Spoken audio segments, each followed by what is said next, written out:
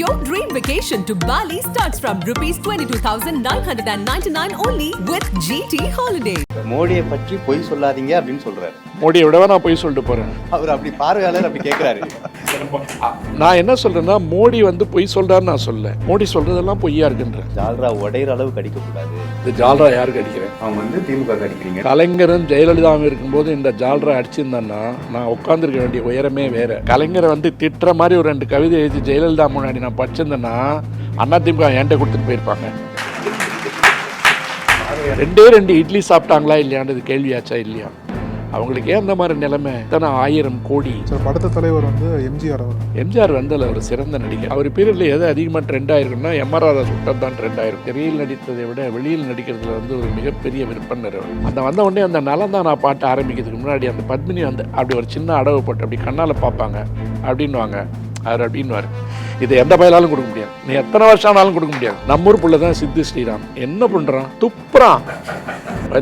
நினைச்சு நினைச்சு நினைச்சு எவ்வளோ நேரம் நினைப்ப உதட்டிலேயே இங்கேருந்து வரணும்டா. நாபி கமலத்திலேருந்து சிவாஜியை பொறுத்த வரைக்கும் அவர் உயிரோடு இருந்தனா அவர் விடுகின்ற ஒவ்வொரு மூச்சும் ட்ரெண்ட் ஆயிரும். வணக்கம், இது நக்கீரன் நட்சத்திரம். நக்கீரன் யூடியூப் சேனலில் தொடர்ந்து பல ஆளுமைகள் பேசிட்டு வராங்க. அவர்கள் பங்கேற்கும் சிறப்பு உரையாடல் நிகழ்ச்சி தான் இந்த நிகழ்ச்சி. இந்த ஆளுமைகள் பேசக்கூடிய வீடியோவை தொடர்ந்து பார்க்கக்கூடிய பார்வையாளர்கள், அதில் கருத்து பதிவிடுறவங்களும் இந்த நிகழ்ச்சியில் பங்கேற்று உரையாட இருக்கிறாங்க. இந்த சிறப்பு உரையாடல் நிகழ்ச்சிக்கு உங்களை வரவேற்கிறோம்.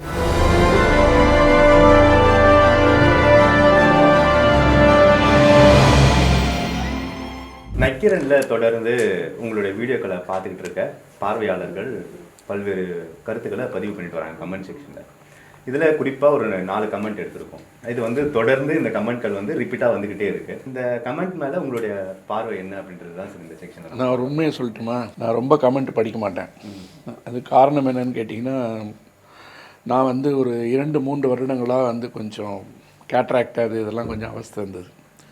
அதனால் அதை படிக்கிறதுக்கு கொஞ்சம் கஷ்டம். உண்மையை சொல்லணுன்னா சில நேரத்தில் என்ன பண்ணுவேன், அதை ஸ்க்ரீன்ஷாட்டை எடுத்து ஜூம் பண்ணி படிப்பேன். படிக்கணும்னு தோணுச்சுன்னா அதுக்கு நிறைய வந்து உற்சாகப்படுத்துகின்ற கமெண்ட்ஸை சில நேரம் பார்ப்பேன். ஊனப்படுத்துகின்ற விதமாகவும் சில நேரம் இருக்கும். நீங்கள் எதை சொல்கிறீங்கன்னு எனக்கு தெரியல. இப்போ இதை வந்து 2 விதமாக போற்றுவார் போற்றட்டும், தூற்றுவார் தூற்றட்டும், எல்லா புகழும் இறைவனுக்கே.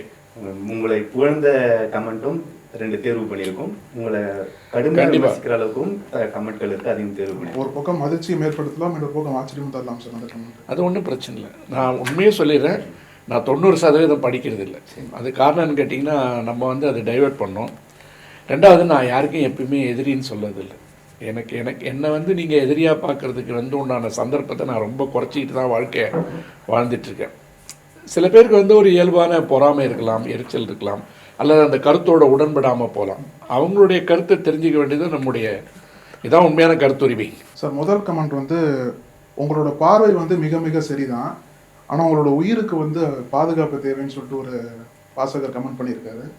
இதை வந்து ஒரு பக்கம் அக்கறைன்னு எடுத்துக்கலாமா, இல்லை வந்து எப்படி எடுத்துக்கலாம் சார்? அதில் ஒன்றும் மிரட்டல் துணி இருக்கிற மாதிரி எனக்கு தெரியல. முழு கமெண்ட் அதானா? நான் அதை படிக்கல. இல்லை, அப்போ அவர் ஒன்று வந்து ஒரு அக்கறையில் சொல்லியிருக்கலாம். ஏன்னா இன்றைக்கி வந்து மக்களை வந்து வாய்மூடி மௌனிகளாக மாற்றுவதற்கு பல டெக்னிக் இருக்குது. அதனால் உங்களுக்கு ஏதாவது அச்சுறுத்தல் இருக்கா அப்படின்னா கொஞ்சம் நீங்கள் ஜாகிரதையாக இருங்கன்னு சொல்கிறாரு. எனக்கு நான் ஒன்றும் அப்படி எதையும் சந்தித்ததில்லை. வந்தாலும் அது வந்து வரட்டும் அப்படின்ற ஒரு மனப்பாங்கு உண்டு. இப்போ நம்ம என்ன யாரையும் போய் வந்து எடுத்துகிட்டு போய் கத்தி எடுத்தா கொத்த போகிறோம்? நீங்கள் சொல்கிறது சரியில்லை, உங்கள் கருத்து தப்பு, எங்கள் மக்களை நீங்கள் மதிக்கிறது இல்லை, என் மொழிக்கு நீ முக்கியத்துவம் கொடுக்கறதில்லை, என்னுடைய மாநிலத்தை நீ மதிப்பதில்லை, உன்னுடைய கோட்பாடு என்பது என்னுடைய இனத்திற்கு எதிராக இருக்கிறது என்பதை நீங்கள் கொச்சையாக திட்டுறீங்க. நான் கொஞ்சம் நாகரிகமான மொழியில் பதில் சொல்லிட்டுருக்கேன். இதில் எங்கே விரோதம் இருக்குதுன்னு தெரியல. அவருடைய அக்கறை இருந்தால் அவரை வந்து நான் வணங்குகிறேன். அவர் மிரட்டுற மாதிரி எனக்கு தெரியல. நீங்க சொன்ன பதிலே தான் அவர் இன்னொருத்தர் வந்து இன்னொரு மாதிரியான கேள்வியை கேட்டிருக்காரு. நீங்களும் இந்து தானே, அப்புறம் இந்து மதத்தை சேர்ந்த மோடியை திட்டி ஏன் உங்க மதத்தையே நீங்க திட்டிக்கிறீங்க? திட்டுறதுக்கு பதிலாக மோடியோட ஒன்றிணைந்து ஒற்றுமையா பயணிங்க அப்படின்னு சொல்லி ஒருத்தர் பேசியிருக்காரு. இப்போ நான் இந்துவா இல்லையான்றது கேள்வி இல்லை. அரசியலமைப்பு சட்டம் என்ன சொல்லுதுன்னு கேட்டிங்கன்னா, யாரெல்லாம் கிறிஸ்தவர்கள் இல்லையோ, யாரெல்லாம் இஸ்லாமியர்கள் இல்லையோ, யாரெல்லாம் சீக்கியர்கள் இல்லையோ, யாரெல்லாம் புத்த மதம் இல்லையோ அவர்கள் தான் இந்துக்கள்னு சொல்லுது. தமிழ்நாட்டில் எப்பயுமே ஒரு கோட்பாடு இருக்குது. நான் வந்து முருகனை கும்பிட்றவன், சிவபெருமானை கும்பிட்றவன், என்னுடைய குலதெய்வம் பேர் ஊராளியப்பன், நான் ஊராளியப்பனை கும்பிட்டு போகிறேன். நான் என்னவாக இருந்தால் நான் கோயிலுக்கு போகிறேன், என் கடவுளை நான் கும்பிட்றேன். மோடி கூட ஏன் என்னால் பயணிக்க முடியாது என்று சொன்னால் மோடியினுடைய பயணம் வேறு திசை நோக்கி போகிறது. மோடி என்ற தனி மனிதன் மீது எனக்கு எப்பொழுதும் வெறுப்பில்லை, எனக்கு வெறுப்பு வரவும் வராது. நான் அவரை எப்படி பார்க்குறேன்னு கேட்டிங்கன்னா ஒரு நல்ல அரசியல்வாதியாக நான் பார்க்குறேன், நல்ல அரசியல்வாதியாக பார்க்குறேன். ஆனால் தவறுதலாக வழி நடத்துகிறான்றதான் நம்ம கேள்வி. அவர் என்ன சொல்கிறான்னு கேட்டிங்கன்னா, நீங்கள் இப்படிலாம் நல்லா பேசுகிறீங்களே, நீங்கள் பிஜேபிக்கு வரக்கூடாதான்னு ஒரு ஆதங்கம் இருக்காது. மோடியை பற்றி பொய் சொல்லாதீங்க அப்படின்னு சொல்கிறாரு. மோடியை விடவா நான் பொய் சொல்லிட்டு போகிறேன். அவர் அப்படி பார்வையாளர் அப்படி கேட்குறாரு.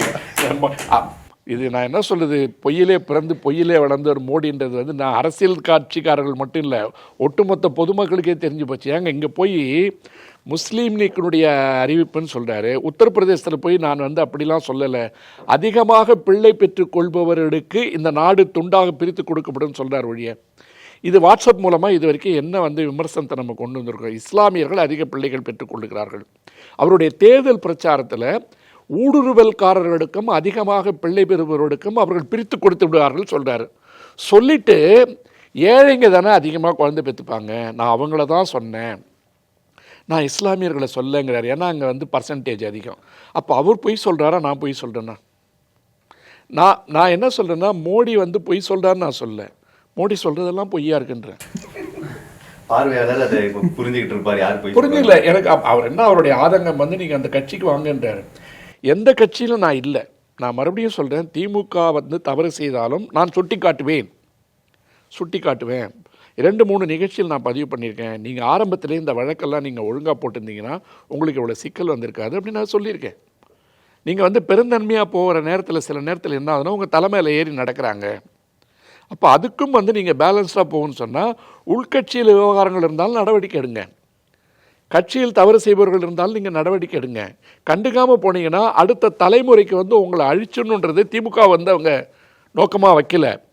திமுக என்பது வந்து ஒரு இடவாகு பெயர் அப்படின்னு வச்சுங்க. இந்த இடத்துல இருக்கிறதால அந்த திமுகவை அப்புறப்படுத்த வேண்டும் என்று நினைப்பதே திராவிடத்தை அப்புறப்படுத்த வேண்டும் என்பது, வேறொரு சிந்தனையை அந்த விதையை மரத்தை கொண்டு வந்து நட வேண்டும் என்பது, அதற்கு திமுக காரணமாகிவிடக்கூடாது அப்படின்னு தான் நம்ம பேசுகிறோமே ஒழிய எனக்கு இவங்க தான் வந்து மேலே இவங்க தான் கீழே அப்படின்னு. அப்படி பார்த்தா அதிமுக நிறைய நாள் நான் சொல்லியிருக்கேன், ஐயா எடப்பாடி அவர்களே உங்கள் வீரியத்தை வந்து இழந்துடாதீங்க, நீங்கள் தான் எதிர்க்கட்சியாக இருக்கணும், உங்களால் தான் எதிர்க்கட்சியாக வந்து நீங்கள் வரணுன்றேன். அப்போ நான் ஏன் அவங்கள வரவேற்கணுன்றேன்? நீங்கள் சொன்ன பாரதிய ஜனதா கட்சி தலைவரையே நான் ஏன் வரவேற்கிறேன்? வாங்க, நல்ல மொழியோடு வாங்க, நாகரிகத்தோடு வாங்க, பண்பாட்டோட வாங்க. யாரை பார்த்தாலும் எகத்தாளமாக இலக்காரமாக பேசுறது இதுதான் என் பாணி அரசியல்னு சொல்லாதீங்க. நான் ரொட்டி சுட வரல, சப்பாத்தி சுட வரலன்னு சொல்லிட்டு என்னத்தை சுட்டுட்டு இருக்கீங்க? இப்போ இதுவும் மோடி பற்றி கமெண்ட் தான் சார். நீங்கள் நிறையா வாட்டி மோடி பற்றி பேசியிருக்கீங்க. இந்த வாசல் என்ன கேட்குறாரு அப்படின்னா, மோடி, அமித்ஷா, நிர்மலா சீதாராமன் அவங்க மட்டும் இல்லாமல் பல மத்திய அமைச்சர்களோட ஃபியூச்சர் வந்து என்னவா இருக்கும் ஒருவேளை இந்த தேர்தலை தோற்று போயிட்டாங்க அப்படின்னா. அது மட்டும் இல்லாமல் ஒருவேளை பாஜக ஆட்சிக்கு வந்தது அப்படின்னா என்ன நடக்கும் இந்தியாவுக்கு? வெங்கைய நாயுடு இருந்தார்ல, வெங்கைய நாயுடு வந்து தமிழ்நாட்டுக்கு பக்கத்தில் இருக்க நெல்லூர்லேருந்து போனவர். கிட்டத்தட்ட சென்னையில் வந்து அவருக்கு பல தொடர்புகள் இருக்குது. நான் பார்த்த வரைக்கும் வந்து இப்போ பிஜேபியில் வந்து ஒரு அற்புதமான ஸ்பீக்கர், தெலுங்குலேயும் இங்கிலீஷ்லேயும். அவர் ஹிந்தி பேசி நான் கேட்டதில்லை. அந்த வெங்கைய நாயுடு இன்றைக்கி எங்கே? அரசியலிலிருந்து ஒதுக்கப்பட்டாரா, ஒதுங்கி கொண்டாரா, புறக்கணிக்கப்பட்டாரா, புறந்தள்ளப்பட்டாரா? தெரியல. முரளி மனோகர் ஜோஷி தெரியாது. யஷ்வந்த் சின்ஹா குரல் கொடுத்துட்டு போயிட்டார். அத்வானி வாழும் உதாரணம், அலட்சியத்திற்கு வந்து வாழும் உதாரணம். உமாபாரதி தெரியல எங்கன்னு. இத்தனை பேர் போனாங்க. பிஜேபிக்கு வந்து ஒரு கோட்பாடு இருக்குது, 75 வயசுக்கு மேலே யாரும் வந்து பதவியில் இருக்க முடியாதுன்னு சொல்லிட்டு.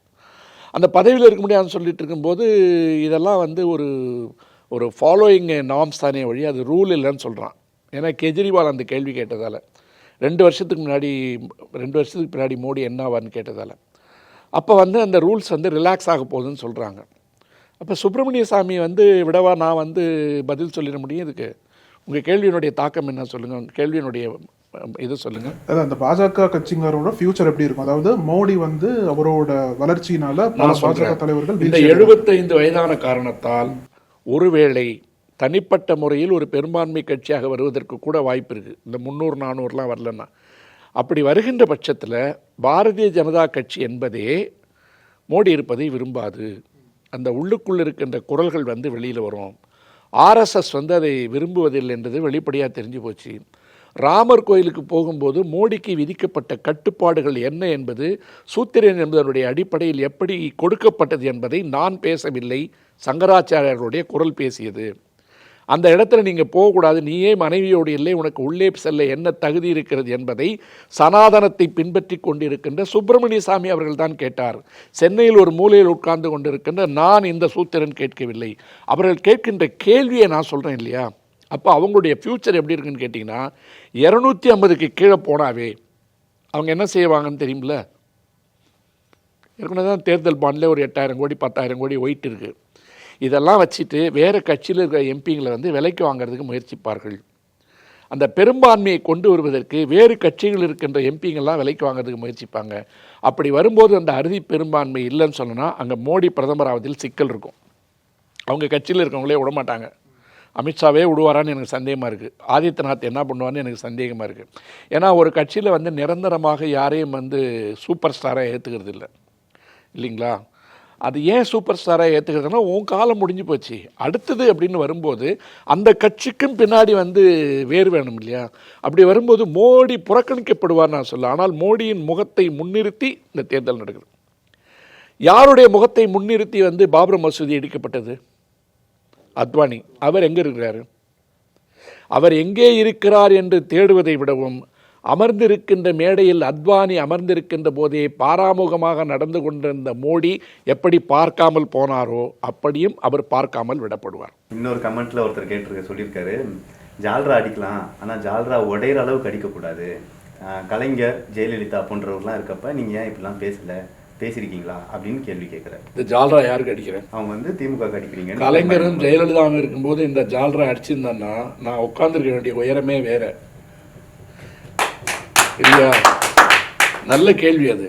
நீங்கள் இந்த ஜால்ராவா அவங்கெல்லாம் இருக்கும்போது நான் வந்து கலைஞர்கிட்டெல்லாம் கொஞ்சம் என்னை அட்ஜஸ்ட் பண்ணலாம் இல்லை. நான் ஒரு காரணம் சொல்லிட்டேன். தொழில் ரீதியாக வந்து ரொம்ப சீரியஸாக போயிட்டு இருந்தப்போ பல கோணங்களில் வந்து நமக்கு இன்ட்ரெஸ்ட் இருந்த காரணத்தால் ஒரு தீவிர அரசியலுக்கு நான் சரியில்லாதவனோ என்ற சிந்தனை வந்து என்னையே வந்து கொஞ்சம் பின்னெழுத்தது தான் உண்மை. அப்படி இருக்க கட்டத்தில் வந்து எனக்கு ஒரு சின்ன பழக்கம் இருக்குது. நான் மிக மிக நேசிக்கின்ற மனிதர்களை, அது கிட்டத்தட்ட சுவாசிக்கின்ற மனிதர்கள்ட்ட வந்து நான் கொஞ்சம் நெருங்கி போகிறதுக்கு தயங்குவேன். அதில் வந்து சில இசையமைப்பாளர்கள் உண்டு, சில கவிஞர்கள் உண்டு, சில நடிகர்கள் உண்டு, சில மனிதர்கள் உண்டு, சில தலைவர்கள் உண்டு.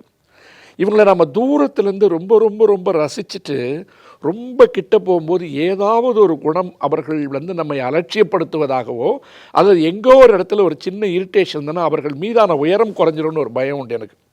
ஆகவே நான் மிக மிக நேசிக்கின்ற சில இடங்களுக்கு வந்து நான் போக மாட்டேன். நான் ரொம்ப நேசிக்கிறவங்க யாராவது இறந்து போயிட்டாங்கன்னா நான் போய் பார்க்க மாட்டேன். என்னால் வந்து அது கொஞ்சம் கஷ்டமாக இருக்கும். அந்த மாதிரி வந்து கலைஞர் வந்து கலைஞரை விட்டுருங்க, கலைஞரை வந்து திட்டுற மாதிரி ஒரு 2 கவிதை எழுதி ஜெயலலிதா முன்னாடி நான் படிச்சிருந்தேன்னா அதிமுக என்கிட்ட கொடுத்துட்டு போயிருப்பாங்க. பார்வையாளருக்கு ஒரு தெளிவான புரிய முடியும். எதுக்கு சொல்றேன்னா அப்படிலாம் தலைமை தாங்குற அளவுக்கு எடப்பாடி அளவுக்குலாம் எனக்கு திறமை கிடையாது. ஓ பன்னீர்செல்வம் மாதிரி என்னால் வந்து தர்ம யுத்தமும் நடத்த முடியாது.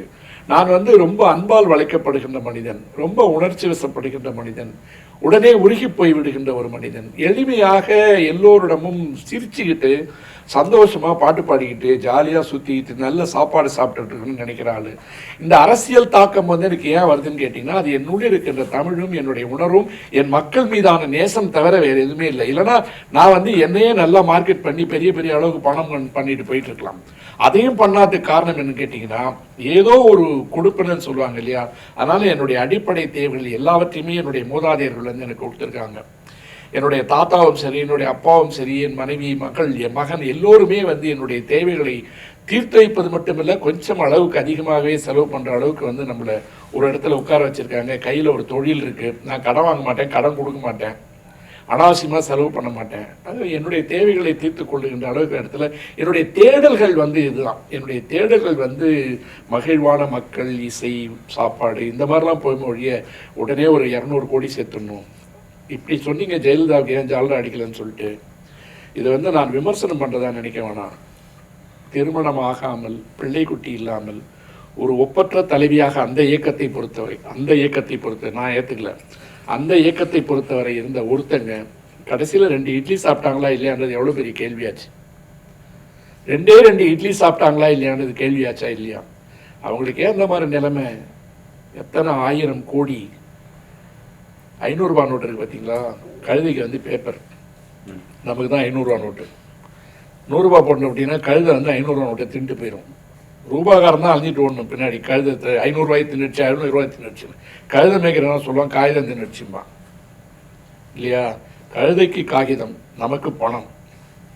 அப்படி இருக்கும்போது வந்து நல்லா கேட்டிருக்காரு ஏன் ஜாலரை அடிக்கலன்னு. அவர் என் மேலே இருக்கிற ஆசையில் கேட்டிருக்காரு. அவங்க காலத்தில் நீங்கள் பண்ணியிருந்தீங்கன்னா இன்னும் பெரிய ஆளாக போயிருக்கலாமே. இப்போவும் வந்து நான் அரசியலுக்கெல்லாம் போக மாட்டேன் அப்படின்லாம் சொல்லலை. அதற்குண்டான பக்குவமோ அந்த உடல்நலமோ நமக்கு வேணும்னு நினைக்கிறேன். பார்வையாளருக்கு ஒரு சிறந்த பதிலாக தான் இது அமைஞ்சிருக்குது. அடுத்து ஒரு செஷன் இருக்குது சார். அடுத்து வந்து சோஷியல் மீடியா பற்றி கேட்கலாங்க சார். இப்போ நீங்கள் இந்த பேட்டியிலே சொன்னீங்க இல்லையா, மார்க் ஜக்கர்பர்க் வந்து அவரோட கையில் வந்து கோடிக்கணக்கான தரவுகள் வச்சுருக்காரு. இப்போ நம்ம சோஷியல் மீடியா வந்து பார்த்தீங்கன்னா நம்ம வீட்டில் ஒரு உயிராக வந்துருச்சுப்போம். எப்படி குழந்தைகள் டெய்லி வளருதோ அதே மாதிரி சோஷியல் மீடியாவும் வளர்ந்துக்கிட்டே வருது, எவால்வ் ஆகிட்டே வருது. இப்போ சோஷியல் மீடியா இல்லாத காலகட்டத்தில் தலைவர்கள் இருப்பாங்களே சார், அந்த மாதிரி பிரபலங்கள் 5 பேர் எடுத்து வச்சுருக்கோம். ஸோ அவங்க வந்து இப்போ சோஷியல் மீடியா யூஸ் பண்ணியிருந்தாங்க அப்படின்னா அது எப்படி ட்ரெண்டிங் பண்ணியிருப்பாங்க, அது எப்படி பயன் பண்ணியிருப்பாங்கன்னு சொல்லிட்டு உங்கள் மூலிமா தெரிஞ்சுக்க விரும்புகிறோம் சார். அதாவது தலைவர் பேர் சொல்கிறோம், அவங்க பண்ண விஷயம் எது சமூக வலைதளங்களில் ட்ரெண்டிங்காக இருந்திருக்கும். ஒன்று, யாரோ ஒருத்தர் ஏதோ ஒரு கருத்து சொல்கிறாங்கன்னா அவங்களுடைய பதில் ரெஸ்பான்ஸ் எப்படியா இருந்திருக்கும், அந்த தலைவரோட ரெஸ்பான்ஸ் எப்படியா இருந்திருக்கும். முதல் தலைவர் வந்து தந்தை பெரியார். தந்தை பெரியார் வந்து இன்னைக்கு சோஷியல் மீடியாவில் மட்டும் இருந்திருந்தாருன்னா அவருடைய ட்விட்டர் அக்கௌண்ட் வந்து இந்தியாவில் மட்டும் இருந்திருக்காது. ட்விட்டர் கிடையாது, எக்ஸ் இப்போ இல்லையா? எக்ஸ் வந்து அந்த ஃபாலோயிங் இருக்கு இல்லையா, உலக அளவில் இருந்திருக்கும். ஏன் அப்படி சொல்கிறேன்னு கேட்டிங்கன்னா, இப்போ ஜார்ஜ் ஃப்ளாய்டு பற்றி சொன்னேன். மிசிசிப்பி பர்னிங் சொல்லிட்டு ஒரு படம் இருக்குது. அதுக்கு முன்னாடி வந்து கூக்லஸ் கிளான் சொல்லிட்டு அமெரிக்காவில் ஒரு அமைப்பு இருக்குது.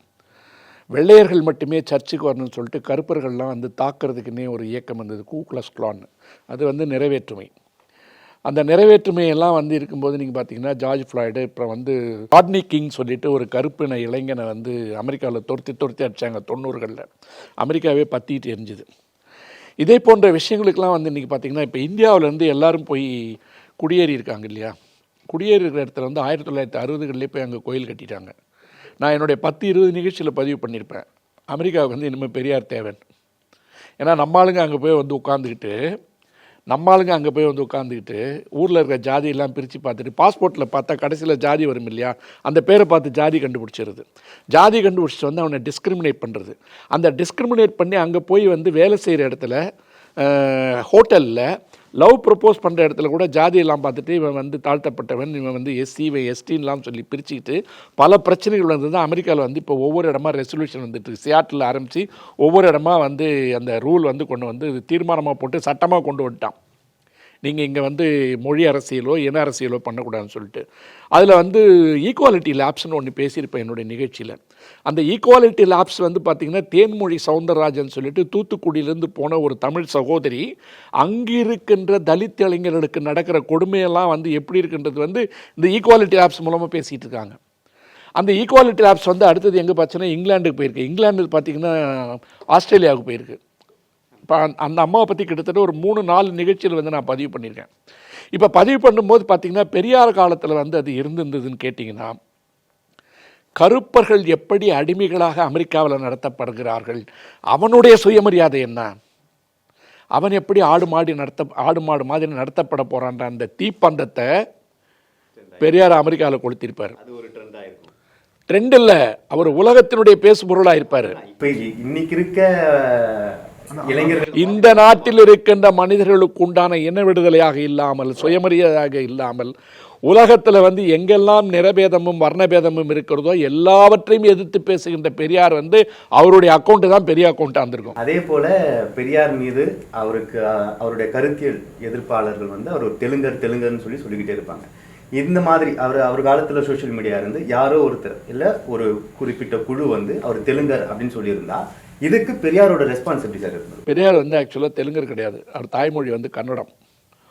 தாய்மொழி கன்னடமாக இருந்தாலும் கூட அவர் என்ன சொல்லியிருப்பார், இப்போ நான் என்ன பேசுறதாடா முக்கியம், நான் என்ன பேசுறேன்னு கேளுன்னு இருப்பார் இல்லையா? இப்போது என்டி ராமாராவ் வந்தார், அவர் என்டிஆராவை பார்த்தோம், கிருஷ்ணராக தான் பார்த்தோம் ஆந்திராவில். அதனால் ஒரே ராத்திரியில் வந்து தலைவராகி ஆட்சியெல்லாம் பிடிச்சார். பெரியார் வந்து என்ன அந்த தெலுங்கரா தமிழரான்ற ஒரு விவாதம் போய் சரி தமிழர்கள் தான் தமிழ்நாட்டை ஆளணும் அப்படின்னு சொன்னால் கலைஞருக்கே என்ன சொன்னாங்க, அவர் வந்து தமிழர் கிடையாது, தெலுங்கர்னாங்க. இஸ்லாமியர்கள் வந்து இது கூடாதுன்னு வந்து இந்து மதம் சொல்லுது. நான் வந்து ஸ்ரீரங்கம் கோயிலில் வந்து நாதஸ்வர வித்வானாக இருந்த இசைக்கு வந்து இறைவனுக்கு வந்து பணி செய்யறதுல ஷேக் சின்ன மௌலானா வந்து ஒரு நாதஸ்வர வித்வான், தெலுங்காரா இருந்தால் கூட இறைவனுக்கு வந்து அர்ப்பணிக்கப்பட்ட காரணத்தால் ஸ்ரீரங்கம் கோயிலே வாழ்ந்துட்டு இறந்து போனவர். அவருடைய சந்ததிகள் தான் இன்றைக்கி சிருங்கேரி சாரதா மடத்துக்கே வந்து நாதஸ்வரம் வாசிச்சிட்ருக்காங்க. பிஸ்மில்லா கான் வந்து ஒரு பெரிய இஸ்லாமியர். பிஸ்மில்லா கானோட ஷெனாய் வாசிப்பு இல்லாமல் வாரணாசியில் இருக்கின்ற சிவன் கோயிலில் வந்து பூஜையே நடக்காது. பிஸ்மில்லா கான் இறந்த போது என்னுடைய ஷெனாயை வந்து நீங்கள் உள்ளே வச்சு என் கூட வந்து அடக்கம் செய்யணும்னு கேட்டார். பிஸ்மில்லா கானை அடக்கம் செய்யும்போது இந்தியாவில் வந்து ஒரு நாள் விடுமுறை விடுற அளவுக்கு வந்து அவருக்கு மரியாதை கொடுத்தாங்க, பாரத ரத்னா விருது கொடுத்தாங்க. அப்படிப்பட்ட விருதுகள் வாங்கின பிஸ்மில்லா கான் வந்து இப்போ இஸ்லாமியர் இருந்தது என்ன ஆகிப்போச்சு, சிவபெருமானுக்கு வந்து அவர் தான் பாடிட்டு இருந்தார். இதெல்லாம் இந்த லேட்டஸ்ட்டாக வந்த இந்த சிறு சிறு பயல்கள் என்று அழைக்கப்படுகின்ற சிறு பிள்ளைகள் இருக்கான் பாருங்க, இவன் கொண்டு வந்த தத்துவம் இது. இவர் வந்து இஸ்லாமியர், அவர் கிறிஸ்துவர், என்ன சொன்னான்னு பாரு இல்லையா? அப்போ பெரியாருக்கு வந்து நீங்கள் 1000 தான் மொழி ரீதியாக வந்து சொன்னாலும் கூட நீங்கள் வந்து தமிழ் மொழி என்பது உலகிற்கு உண்டான மொழின்னு எடுத்துங்க. தமிழிலிருந்து கன்னடத்தினுடைய கலப்பினால் வேறொரு மொழியாக வேறொரு வட்டார வழக்கில் பிரிந்தது கன்னடம்.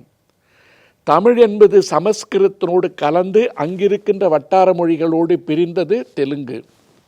அதே வட்டார மொழியோடு அதிகப்படியான சமஸ்கிருதம் கலந்ததால் அது மலையாளம். இது ரொம்ப புரிகிற மாதிரி சொன்னால் மெட்ராஸில் என்ன பண்ணேன்னு கேட்பான், திருநெல்வேலிக்கு போல என்னலேன்னு கேட்பான். இதெல்லாம் வட்டார மொழி. அந்த வட்டார மொழி வந்து ஒன்றுபட்ட தமிழாக இருக்கும்போது, ஒன்றுபட்ட தமிழ்நாடாக இருக்கும்போது, அந்த பக்கம் கர்நாடகா ஸ்டைலில் இருக்கிறவன் தமிழை வேறு மாதிரி பேசிகிட்டு இருப்பான், இந்த பக்கம் ஆந்திராவில் இருக்கிறவன் தமிழை வேறு மாதிரி பேசிகிட்டு இருப்பான். அந்த மொழி கலப்பு கொஞ்சம் கொஞ்சமாக வரும்போது வேறொரு மொழியாக அது போகுது. கடைசியாக பிரிஞ்சது மலையாளம். அப்படின்னு பார்த்தா அந்த திராவிடத்தினுடைய மூத்த மொழியான தமிழிலிருந்து பிரிந்த ஒரு கிளையான கன்னடத்தில் பேசின பெரியார் என்ன கெட்டு போயிட்டார், தமிழின் ஒரு பகுதி தானே. ஆனால் அதிலிருந்து ஒட்டுமொத்த தமிழ்நாட்டுக்கும் பேசியிருக்காருல. நாளைக்கு வந்து அந்த மொழி தான் அவர் மொழி, ஆனால் பேசுனது யார், தமிழுக்கு தானே பேசினார். அடுத்தது இந்திரா காந்தி இருந்த காலத்தில் சமூக வலைதளங்கள் இருந்திருந்தா அது என்ன ட்ரெண்ட் ஆயிருக்கும் சார்?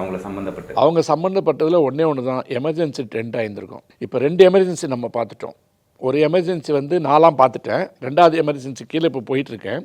அந்த எமர்ஜென்சிக்கு இந்த எமர்ஜென்சிக்குள்ள வித்தியாசம் என்னென்னு கேட்டிங்கன்னா, அன்றைக்கி சோஷியல் வெப்சைட்ஸு இதெல்லாம் கிடையாது. ஒரு வேளை இருந்திருந்தான்னு வச்சிங்களேன், எமர்ஜென்சின்னு ஒன்று இருக்கான்றதே வெளியில் வந்திருக்காது. என்ன காரணம் சொல்லுங்கள்? எல்லாமே முடக்கப்பட்டது, ஒன்றுமே நடந்திருக்காது. ஏன்னா இன்ஃபர்மேஷன் டெக்னாலஜி ஆக்டில் அதுக்கு பவர் இருக்குது. இந்த இன்ஃபர்மேஷன் டெக்னாலஜி ஆக்டில் என்ன பவர் இருக்குதுன்னு சொன்னிங்கன்னா, ஒரு இடத்தில் சட்டம் ஒழுங்கு பாதிக்கப்படுகின்ற பொழுது அந்த இடத்தில் இருக்கின்ற இணைய சேவையை நிறுத்துவதற்கு மாநில மத்திய அரசுகளுக்கு அதிகாரம் இருக்குது. அதனால தான் மணிப்பூரில் அங்கே இங்கெல்லாம் வந்து இன்டர்நெட்டை பிளாக் பண்ணுவான். ஒருவேளை அது இருந்திருந்ததுன்னா அது வந்து இந்திரா காந்தி வீட்டோடு நின்றுருக்கும், வெளியிலே வந்திருக்காது. அதை பற்றி ஒரு எந்த விமர்சனமும் வந்திருக்காது. வந்த அடுத்த நிமிஷம் வந்து எப்படியா இருந்தாலும் உள்ளே தூக்கியிருப்பாங்க. அதனால் அறிவிக்கப்படாத எமர்ஜென்சின்றதால நம்மலாம் பேசிகிட்டு இருக்கோம். அது அறிவிக்கப்பட்ட எமர்ஜென்சியில் ஒரு ட்ரெண்டும் ஆகிருக்காது. ஏன்னா ட்ரெண்டே ஆக முடியாத அளவுக்கு முடிஞ்சிருக்கும். சார், படுத்த தலைவர் வந்து எம்ஜிஆர் அவர்கள், அவரோட காலத்தில் சோஷியல் மீடியா இருந்தது அப்படின்னா எப்படி யூஸ் பண்ணியிருப்பார், அதை எதை ட்ரெண்ட் பண்ணியிருப்பார்? அவர் பண்ணியிருந்தாவா? எம்ஜிஆர் வந்து ஒரு சிறந்த நடிகர். அதாவது திரைத்துறையை விட, திரையில் நடித்ததை விட வெளியில் நடிக்கிறதுல வந்து ஒரு மிகப்பெரிய விற்பனர் அவர். ஏன்னா இந்த ஒரு கூட்டத்துக்கு போகும்போது அந்த நீங்கள் நம்ம மோடி ஸ்டைலில் கூட அதை பார்க்கலாம், பொறுமையாக நடந்து போவார். ஃப்ளைட்டில் ஏறும்போது ஓடுவார், படிக்கட்டில் இறங்கும்போது அப்படி கிடுக்கிட்டுன்னு ஓடி வருவார். எனக்கு 64 வயசாகுது, எனக்கே பயமாக இருக்கும், கையில் பிடிச்சிட்டு தான் நடப்பேன் சமயத்தில். ஆனால் அவங்களுக்கு வந்து அதெல்லாம் முதலீடு. அது வந்து தன்னை இளமையாகவும் எப்பொழுதும் இயல்பவனாக காட்டிக்கொள்வதும் வந்து அந்த உடல்நலத்தை வந்து நம்ம பாராட்டணும். ஏன்னா அதுக்கு வந்து அவங்க பெரும் செலவு செய்கிறாங்க. எம்ஜிஆர்லாம் வந்து உடல்நலத்தில் வந்து மிகப்பெரிய அக்கறை உள்ளவர். அவர் எதை ட்ரெண்ட் பண்ணியிருப்பாருன்றதை விட வேறு மாதிரி நான் பார்க்குறேன். அவர் பீரியடில் எதை அதிகமாக ட்ரெண்ட் ஆகிருக்குன்னா எம்ஆர் ராதா சுட்டது தான் ட்ரெண்ட் ஆகிருக்கும். ஏன்னா இப்போ ஒரு 4-5 நாளாக நீங்கள் பார்த்துருப்பீங்க, ஒட்டுமொத்த சோஷியல் மீடியாவும் ஒரு பொண்ணு உட்காந்து ஆட்டிகிட்டு இருக்கு. இந்த சோஷியல் மீடியான்னு வந்ததுக்கு பிற்பாடு நல்லதை விட கெட்டது தான் அதிகமாக ரீச் ஆகுது. ஆகவே எம்ஜிஆர் என்ன நல்லது செஞ்சு அவரே ட்ரெண்ட் பண்ண நினச்சிருந்தாலும் எதுவுமே ட்ரெண்ட் ஆகிருக்காது, எம்ஆர் ராதா சுட்டது தான் இருக்கும். சிவாஜி சிவாஜி வந்து அவர் மேலே நிறைய குறை சொல்லுவாங்க, வந்து ரொம்ப செயற்கையாக நடிக்கிறாரு அப்படிலாம் சொல்லுவாங்க. எனக்கு வந்து சிவாஜின்னு சொன்னால் நான்லாம் உருகிற ஆள். எம்ஜிஆரையும் பிடிக்கும், எம்ஜிஆர் வந்து ஒரு கோணத்தில் பிடிக்கும், அவர் வந்து ஒரு அரசியல்வாதியாக அப்படிலாம் என்னால் ஏற்றுக்க முடியாது. சிவாஜி ஏன் எனக்கு ரொம்ப பிடிக்குன்னு கேட்டிங்கன்னா, அது இப்போ மீடியாவில் என்னால் பார்க்குறேன். அவர் படிக்காதவர் இல்லையா, ஒரு ஏழை தொழிலாளி, அவங்க அப்பா ரயில்வேயில் வேலை செஞ்சவர். அவர் வந்து ஈஜிப்து அமெரிக்காலாம் போயிட்டு வந்த பிற்பாடு அவர்கிட்ட பிபிசியிலேருந்து ஒரு இன்டர்வியூ எடுத்திருப்பாங்க. அது எங்கேயாவது ஷார்ட்ஸில் கிடச்சுன்னா பாருங்கள், நீங்கள் சொன்ன உடனே எனக்கு ஞாபகம் வந்துருச்சு. அது அந்த உட்கார்ந்துருக்க அந்த துணியை வந்து பார்த்திங்கன்னா, இவனெல்லாம் ஏழன் யாரா சொன்னாம்பான். அந்த முகத்தில் இருக்கின்ற அந்த ஒரு கம்பீரம், அதை வெளிப்படுத்துகிற விதத்தில் வந்து உலக பணக்காரனால் கூட அப்படி நடிக்க முடியாது. அதாவது இங்கிலீஷ்காரனே வந்து அவர் இங்கிலீஷ் பேசுகிறது வந்து நம்ம ஆளுங்களுக்குலாம் என்ன பிரச்சனைன்னு கேட்டிங்கன்னா, தாழ்வு மனப்பான்மையிலே வளர்த்துட்டவங்கள. எனக்கு இங்கிலீஷ் தெரியாதுன்ற ஒரு குறை சிவாஜி எம்ஜிஆருக்கெலாம் உண்டு. அந்த சிவாஜி வந்து அந்த அந்த ரிப்போர்ட்டர்கிட்ட பேசுவார், why I'm an Indian, I'm a proud Indian, you know that I went to America, Niagara, they gave me the key, the mayor came and gave me the key. I was mayor for one day in Niagara, America. அந்த சிவாஜி வந்து அவர் கையிலெல்லாம் வந்து social media இருந்ததுன்னா, சிவாஜியினுடைய ஒவ்வொரு அசைவும் செய்தி. பிழைக்க தெரியாத மனுஷன், என்ன பிழைக்க தெரியாத மனுஷன் சொன்னால் அவர் அரசியலில் போய் தோற்று போனவர், அதிகமாக உணர்ச்சி வசப்படக்கூடிய, ஏன்னா அந்த எல்லாருக்குமே வந்து அதிகமாக உணர்ச்சி வசப்பட்டு அப்சர்வேஷன் கெப்பாசிட்டியும் எக்ஸ்ப்ரெஷன் கெப்பாசிட்டியும் அதிகமாக இருக்கிறவங்களால எல்லா இடத்துலையும் நடிக்க முடியாது. சிவாஜிக்கு வந்து அது பத்தாது. நான் வந்து அவருடைய காலத்தில் நிறைய பேருக்கு தெரியாது, ஒரு முறை வந்து சென்னை மருத்துவக் கல்லூரியில் வந்து ஒரு கவிதை போட்டியில் வந்து எனக்கு பரிசு சிவாஜி தான் கொடுத்தாரு. நான் முதல்ல இன்டர் காலேஜ் காம்படிஷனில் வாங்கின ப்ரைஸ் எம்ஜிஆர்கிட்ட வாங்கினேன், எஸ்ஐடி காலேஜில். அப்போ நான் வைஷ்ணவில் படிச்சுட்டு இருந்தேன். ரெண்டாவது வந்து சிவாஜி கொடுத்தாரு மெட்ராஸ் மெடிக்கல் காலேஜில். மேக்கப்போடு வந்தார், மேக்கப்போடு வந்து அந்த கோட்டு சூட்டு டையெல்லாம் வச்சுட்டு வந்து கொடுத்துட்டு போனார். அப்போ என்ன சங்கிலியா திரிசூலமாக என்னன்னு தெரியல, அது வந்து அந்த மிகை நடிப்புகளில் ஓடிட்டு இருந்த படம். அது சிவாஜியை வந்து நேரில் பார்த்தது மட்டும் இல்லாமல் பல தருணங்களில் வந்து அவரை நேரில் பார்க்குற சந்தர்ப்பம்லாம் வந்து கிடச்சிது. நான் வந்து எப்பொழுதும் நேசிக்கின்ற, அதாவது நீங்கள் ஒரு பார்வையில் வந்து பல்கலைக்கழகம் வரும், ஒரு பார்வையில் ஒரு பல்கலைக்கழகம், அப்படி தான் நல்லா சொல்ல முடியும். தில்லானாமாவை நம்பால அப்படி வந்து அந்த பத்மினியும் அந்த சிவாஜியும் அப்படி உட்காந்துருப்பாங்க. அந்த நாதஸ்வரம் அதெல்லாம் இருக்கும், அவங்களுக்குள்ள அந்த பிணைக்கு ஊடல் கீடல் எல்லாம் இருக்கும். அந்த வந்த உடனே அந்த நலந்தானா பாட்டு ஆரம்பிக்கிறதுக்கு முன்னாடி அந்த பத்மினி வந்து அப்படி ஒரு சின்ன அடவு போட்டு அப்படி கண்ணால் பார்ப்பாங்க, அப்படின்வாங்க அவர் அப்படின்வார். இது எந்த பயலாலும் கொடுக்க முடியாது, நீ எத்தனை வருஷம் ஆனாலும் கொடுக்க முடியாது. நான் நிறைய இடங்களில் அதை சொல்லுவேன், ஒரு காட்சிப்படுத்துதலில் 1000 பக்கங்களில் எழுதக்கூடிய ஒரு கவிதையை 2-3 மணி நேரம் விளக்கக்கூடிய ஒரு இசையை தன் புருவத்தை உயர்த்துவதன் மூலமாகவும் அதை அங்கீகரிப்பதன் மூலமாகவும் 2 பேரால் காட்ட முடியும்னா அது சிவாஜியும் பத்மினியும் தான். அது அது அது வந்து இப்போ சொன்னால் மிகையாக தெரியும், அதை அனுபவிக்கணும். அது ஏன் அனுபவிக்கணும், நீங்கள் எங்கே போய் அனுபவிச்சிங்கன்னு அடுத்தது கிறுக்குத்தனமாக ஒரு கேள்வி கேட்பான். இல்லையே, இந்த உணர்வுகள் வந்து மனிதனுக்கு தேவைன்ற. நான் போன கேள்விக்கு ஏதாவது சொன்ன, ஒரு காமத்தை அறிந்தவன் புரிந்தவன் தெரிந்தவன் தான் ஒரு பாட்டை கேட்க முடியும்னு சொல்லுவேன். அது என்னுடைய உள்ளுணர்வு, அது என்னுடைய சொத்து. நான் வந்து அதை தவறாக பயன்படுத்துகிறேன்னா நேர்மையாக பயன்படுத்துகிறேன்ன்றதான் முக்கியம். அந்த இடத்துல சிவாஜி வந்து நீங்கள் ஒன்றுமே இல்லை, பராசக்தினை நீங்கள் பார்த்தீங்கன்னா அது வந்து ஒரு காட்சியை சொன்னேன், ஒரு வசனம் இருக்குது. கப்பல்லேருந்து வந்து இறங்குவார், இறங்கும்போது ஒருத்தன் போவான், ஐயா தர்மம் போடுங்கண்ணா, பரவாயில்லையே தமிழ்நாட்டின் முதல் குரலே நன்றாக இருக்கிறதே. அந்த இடத்துல எவ்வளோ செய்தியை கலைஞர் சிவாஜி ஜஸ்ட் லைக் தட் சொல்லிட்டு போயிட்டாங்க. ஐயா பிச்சை போடுங்கன்னு தான் கேட்டான், பரவாயில்லையே தமிழ்நாட்டின் முதல் குரலே நன்றாக இருக்கிறது. அப்போ அந்த இடத்துல நீங்கள் சிவாஜி எல்லாம் வேற ஒரு இடத்துல வச்சு பார்க்கவே முடியாது. ரஜினிகாந்தை பார்த்தீங்கன்னா சிவாஜியை வந்து அப்படியே டைமென்ஷனாக கட் அண்ட் பேஸ்ட் பண்ணிட்டு போயிட்டே இருப்பார். கமல் வந்து சிவாஜியை வந்து கட் அண்ட் பேஸ்ட் பண்ணிட்டே போயிட்டே இருப்பார். கடைசியில் வந்து தேவர் மகன்லாம் வரும்போது வந்து அந்த தேவர் மகன்லாம் ஒரு அதை வந்து இன்ச் பை இன்ச் வந்து அவர் பண்ணியிருக்க மாட்டார், ஏன்னா அவருக்கு தெரியாது. ஆனால் அவரை வச்சு இந்த சோஷியல் மீடியாவில் பெரும் பணத்தை ஒரு கும்பல் சம்பாரிச்சிட்ருக்கோம். அவருக்கு தெரியாது, அவர்கிட்ட போய் கேட்டால் நம்மளை வச்சு இவ்வளோ பணம் சம்பாதிக்க முடியாது, எல்லாத்தையும் என் தம்பி பார்த்துப்பாம்பார், அவர் தம்பி சண்முகம் தான் பார்த்துப்பாம்பார். அந்த மாதிரி தன் குடும்பத்தை வந்து அவ்வளோ நேசித்த ஒரு மனுஷன். அவர் வாழ்ந்த காலத்தில் வாழ்ந்ததெல்லாம் நமக்கு வந்து அது எப்படி சொல்கிறது, ரொம்ப பெருமையாக இருக்குது. ரொம்ப பெருமையாக இருக்கிறத விட அந்த தமிழன் வாழ்ந்த அந்த தமிழ்நாட்டில் சிவாஜி படத்தை பார்த்து ரொம்ப இப்போல்லாம் சொல்லலாம், ரொம்ப பீலாகிறான் பூமர் அங்கிள்மா. உனக்கு அது தெரியாது. என் காலத்தில் வந்து அது என்னவாக என்ன செய்தது. மனோகரா படத்தில் இருக்கிற வசனத்தை வந்து சிவாஜி உச்சரிக்கிற உச்சரிப்பு, SS ராஜேந்திரன் உச்சரிக்கிற உச்சரிப்பு நீ யார் பண்ணுறாங்க? நீங்கள் ஒன்றுமே இல்லை, பாடகி எடுத்துங்க, எஸ் ஜானகி இல்லையா, SP பாலசுப்ரமணியம், இவங்கெல்லாம் தெலுங்குக்காரங்க தானே. அவங்க தமிழ் உச்சரிப்பு யாராவது உங்களால் கொடுக்க முடியுதா? நம்ம ஊர் பிள்ளை தான் சித்து ஸ்ரீராம் என்ன பண்ணுறான்? துப்புறான். நினச்சி நினச்சி நினச்சி எவ்வளோ நேரம் நினைப்ப உதட்டலையே, இங்கேருந்து வரணும்டா நாபி கமலத்துலேருந்து. உன்னை நினச்சின்றது வந்து நாபி கமலத்துலேருந்து அந்த உணர்வு வரணும். இந்த பக்கம் செல்ஃபோனை கையில் வச்சுறாங்க, நினச்சி நினச்சி எங்கடா இதோட முடிச்சிடுறீங்க தமிழை. தமிழ் இங்கே ஆரம்பிச்சு இங்கே முடியுது. நான் குறை சொல்ல, அந்த பிள்ளை நல்லா சம்பாதிக்கிட்டோம் இல்லையா. உணர்வுகள் உள்ள இருந்துதான் உணர்வுகள் அங்கே ஏன் எஸ்பிபி நிற்கிறாரு? எஸ்பிபி ஏன் நிற்கிறாரு? சிவாஜி இருந்திருந்தாருன்னா சிவாஜி வந்து ட்ரெண்டிங் அவர் பண்ணவே மாட்டார். அவரை வச்சு அவர் என்னெல்லாம் பண்ணாரோ எல்லாமே ட்ரெண்ட் ஆகிருக்கும். பேசுகின்ற பேச்சு, மொழி, நடை எதுவாக இருந்தாலும் ஒரு ஒப்பற்ற மாமனிதன். அதாவது படிப்பறிவு இல்லாமல் நீங்கள் பிள்ளையோ பிள்ளைன்னு ஒரு படம் இருக்குது, அது என் பிள்ளை என்ன படம்னு தெரியல, மறந்துட்டேன். சிவகுமார் வந்து பையனாக இருப்பார், சிவகுமாரோ சசிகுமாரோ, நல்ல படம் அது. அந்த படத்தை சீனை தான் வந்து ரஜினி வேற ஒரு படத்தில் போட்டிருப்பார். ஒரு கல்லூரி விழாவை கூப்பிட்டு போகும்போது உனக்கு இங்கிலீஷ் தெரியாதுன்னு சொல்லிட்டு பையன் கூப்பிட்டு போக மாட்டான், சிவகுமார்னு நினைக்கிறேன். அது நீ கொடு நான் பேசுகிறேன்னு சொல்லிட்டு வாங்கிப்பார். அதை மனப்பாடம் பண்ணிக்கிட்டு அந்த பையன் இருக்கிற இடத்துல அந்த பேச்சை வந்து அந்த ஏற்ற இறக்கத்தோட ஒரு மாடுலேஷன் அடிப்பான் அந்த தலைவன். அந்த ஆடியன்ஸ் வந்து அசந்து போயிடுவாங்க. அது நடிப்பு தான்.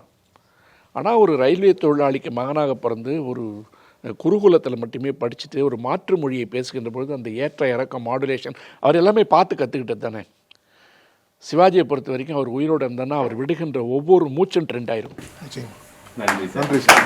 நக்கீரன் நட்சத்திரம் நிகழ்ச்சியில் புதிய கோணத்தில் பல்வேறு கருத்துக்களை வந்து பகிர்ந்துக்கிட்டீங்க இந்த உரையாடல் நிகழ்ச்சியில். ரொம்ப நன்றி சார். அதாவது எனக்கு வந்து நீதிமன்றத்துக்கு கோடை விடுமுறை, அப்புறம் எலெக்ஷன் சூடு, எப்போவுமே அரசியல் பேசி பேசி கொஞ்சம் டைவெர்ட் ஆகலாம்னு சொல்லி தான் கொண்டு வந்து இங்கேயே ஒரு அரசியலும் பேச வச்சுருக்கீங்க. ஆனாலும் நமது கருத்துக்களை வந்து நம்ம சொல்கிறது வந்து மிக மென்மையாக சொல்லுன்ற அதே நேரத்தில் வலிமையாக சொல்கிறதுக்கு காரணம் நம்ம கருத்தில் நம்ம உறுதியாக இருக்கோம். மாற்று கருத்துக்களுக்கு எப்பொழுதும் இடம் உண்டு. அதே நேரத்தில் மனிதர்கள் நமக்கு ரொம்ப முக்கியமானவங்க. இந்த சந்தர்ப்பத்தை, இந்த நிகழ்ச்சியை, இந்த தருணத்தை, இந்த நொடியை அழகாக்கிய என் நாளின் வாழ்நாளில் வந்து ஒரு பகுதியை வந்து மிக மகிழ்ச்சியான பகுதியாக மாற்றியது என்பது 2021 24 தொடங்கி இந்த 3 வருடத்தில் நக்கீரனோடு நான் நடத்தி இருக்கின்ற பயணம் என்பது எனக்கு வந்து ஒரு மிகப்பெரிய இளைப்பாறுகின்ற தருணமாக, இதை நான் ரொம்ப பெருமையாக சொல்கிறேன். என்னுடைய கருத்துக்களை வந்து எந்த இடத்துலையும் ஒட்டி வெட்டி சேர்க்காத இடத்துல நக்கீரனுடைய நேர்மை வந்து எனக்கு அதில் ரொம்ப முக்கியம். நான் என்ன நினச்சனோ அதுதான் பேசியிருக்கேன். நான் சிலது பேச வேணான்னு நினச்சேன்னா அவங்க கூப்பிட்டு கூட இதை வேணாம் போடாதீங்கன்னு சொல்லிடுவேன், அடுத்தவங்க மனசு புண்படக்கூடாதுன்னு. என்னை இழிவாக பேசியவர்கள் யாரும் என்னை இழிவாக பேசுகிறதா நான் நினைக்கிறது இல்லை. மாற்று கருத்து கொண்டவர்கள், என்னை உற்சாகமூட்டுற எல்லாருக்குமே நான் நினைக்கிறது வந்து நான் இன்னும் பேச வேண்டும் என்று நினைப்பவர்களுக்கு அவர்களுடைய வாழ்த்துக்களும் அருளும் இருக்கின்ற வரை இறைவன் அருளோ அல்லது தமிழோ அல்லது என்னுடைய இனமோ எது கொடுக்கிறதோ அதை மக்களுக்கு திருப்பி கொடுப்பதே என்னுடைய பணின்னு நினைக்கிற இடத்துல நக்கீரனுக்கு நான் தோழமையோடும் அன்போடும் பாசத்தோடும் சொல்லிக்கொள்வது நமது பயணம் கொஞ்சம் கடினமான பயணம்தான். ஆனால் அந்த பயணத்தை வந்து தொடர்ந்து நிகழ்த்துகின்ற முடிவில் நானும் நிறுத்த மாட்டேன் என்ற நம்பிக்கையில் நானும், நிறுத்தக்கூடாது என்ற வேண்டுகோளோடு நீங்களும் இருக்கின்ற வரையில் நம்ம வந்து ஒரு தமிழ் சமுதாயத்திற்கு தேவையானவற்றை தேவையான நேரத்தில் அந்தந்த நேரத்தில் சொல்லுகின்ற வேலையிலிருந்து என்றைக்கும் தொய்வு பெற்று வெளியேற மாட்டோம் என்பதுதான் நான் கொடுக்கின்ற உறுதிமொழியாக இருக்க முடியும். ரொம்ப நன்றி. உங்கள் நக்கீரன் இதழில் கதாசிரியர், தயாரிப்பாளர், இயக்குனர் என பன்முகம் கொண்ட திரைக்கலைஞர் VC குகநாதன் எழுதி வரும் சினிமா கொட்டகை பரபரப்புக்கு பஞ்சமில்லா தொடர். வாங்கி படியுங்கள் நக்கீரன். நக்கீரன் டிவிக்கு சப்ஸ்கிரைப் செய்யுங்கள். உங்கள் ஆதரவே எங்கள் பலம். ஆசிரியர்களுக்கு நண்பனாகவும் மாணவர்களுக்கு ஆசானாகவும் திகழும் தேர்வு வழிகாட்டி. ஒவ்வொரு பாடத்திற்கும் அனுபவமிக்க ஆசிரியர்களின் துல்லியமான தெளிவான விடைகள். CNC இருக்கு, தேர்வு பயம் எதற்கு? இது தீரன் பப்ளிஷிங் ஹவுஸ் விற்பனை வெளியீடு.